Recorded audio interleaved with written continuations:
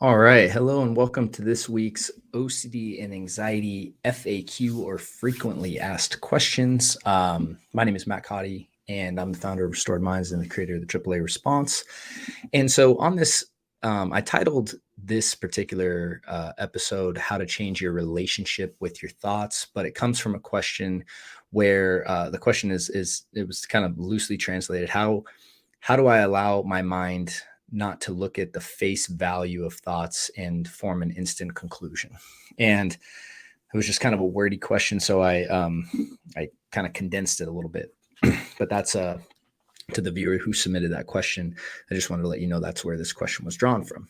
And because at the heart of the question, it really is like, my thoughts are saying this, it freaks me out, right? And generally, we're talking about intrusive thoughts.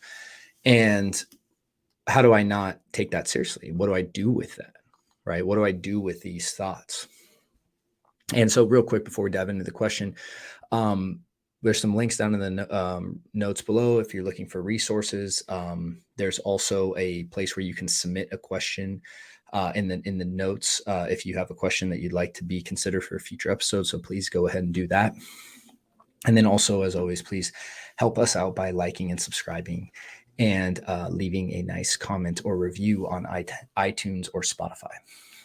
So, how to change your relationship with your thoughts? Well, and this is something I talk about in chapter 6 of my book, From Stuck to Unstuck.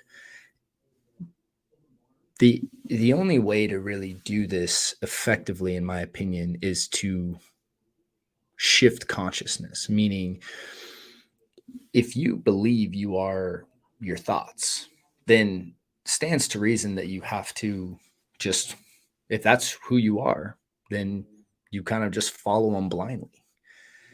If they say, hey, check your phone, you just check it, right? If they say, do this, whatever it is, it's like you kind of just blindly follow whatever the mind says. And then what consciousness is really understanding that, like, hey, I hear these thoughts.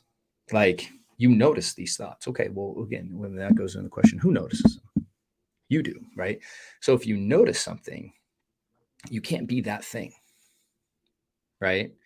Like, if I notice a tree that I'm walking by, I can't be the tree because I notice the tree. There's a subject, me, and an object, the tree, right? I can't be the same thing, right? And same thing, like I notice a song playing. I'm not the song. I notice the song. I hear the song. Same thing with the voice in the mind, right? Like, my mind is saying this. Well, how do you know? Well, I hear it. Oh, right. You hear it. Has your mind ever been quiet? Well, it must be, because you can contrast the idea of I have a noisy mind to not. So if you only had a noisy mind, you would never know anything different. Does your mind say stuff you like sometimes? Yeah. Because I know that because it's saying stuff I don't like right now, right? This is a much higher concept here, and people way smarter than me teach this way better. Let's be very clear on that. One of my personal favorite people to listen teach on this is Michael Singer, who wrote The Untethered Soul and The Surrender Experiment and Living Untethered. And he talks about this idea of witness consciousness. Another person, Eckhart Tolle. And then there's obviously, I'm sure, plethora of people that are much better resources than myself to talk about these higher concepts of consciousness.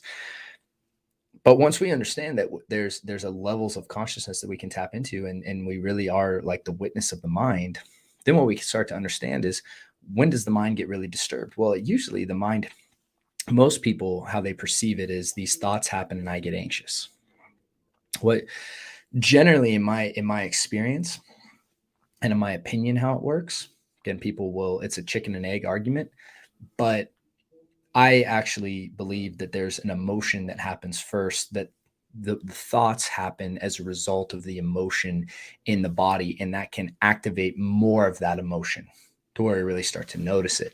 This is why, like, certain things will trigger us, right? We might walk into a diner and get triggered, right? That emotion happens, and then the mind comes up to justify why that emotion exists.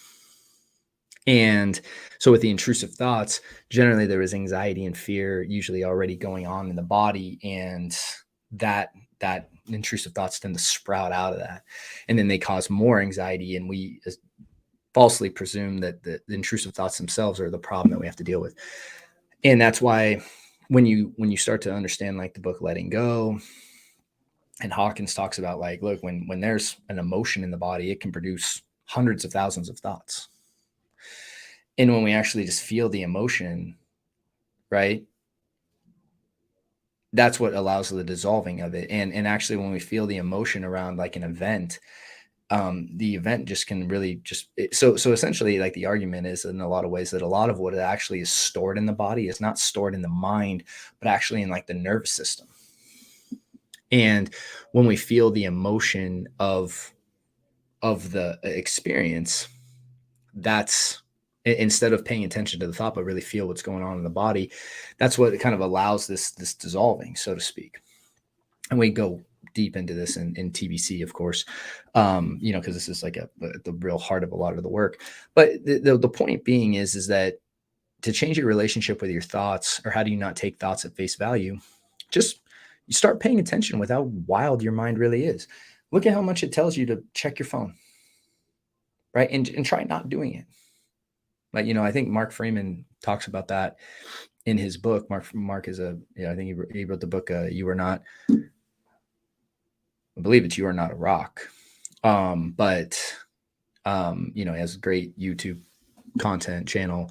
And again, I get nothing for promoting any of this stuff, by the way. Like, I'm just sharing, resources that I think are good, obviously that are alternative to things I provide. And when it comes to noticing the mind, though, it's like a lot of what happens when our body feels calm, usually our mind reflects that. And so when your mind is feeling very disturbed and you're noticing all these thoughts, notice that that's probably what's going on actually, is that there's a lot of emotion in the body, right? That essentially the mind is almost in some way trying to protect you from or distract you from. And because it believes the emotion is dangerous or can't be felt, or, whatever it is. And we're talking about very basic emotions: fear, abandonment, loss, pain, shame, guilt, right? All that stuff. And they're not fun feelings, but they are just feelings. They're not you either, right? You're just conscious of these feelings in your body, and you're still the consciousness. So the way to change your relationship with your thoughts, in my experience, the best way to do that and not take them at face value, is understand that that's not you in the first place. And by doing that, then we can really start to, like, I don't need to listen to what the mind says. I'm just here, right? And it might be saying, it might be saying all sorts of things. And that's why, when you really start to change from that level of consciousness, I think that's the most effective way to go about this. So I know it was, a bit of a higher discussion in this particular episode, but I hope that it's helpful in addressing this question. And again, if you guys have questions that you'd like answered, please submit them. Just write down in the notes. There's a link. All you need to do is submit, and we'll review it, or we'll consider it and review it for a future episode. So with that said, thank you for hanging out today. I hope this was helpful, and please help us out again by liking and subscribing. Again, resources for you are found over at restoredminds.com, or there's some links down in the notes as well. And with that said, I look forward to seeing you on the next episode. Take care.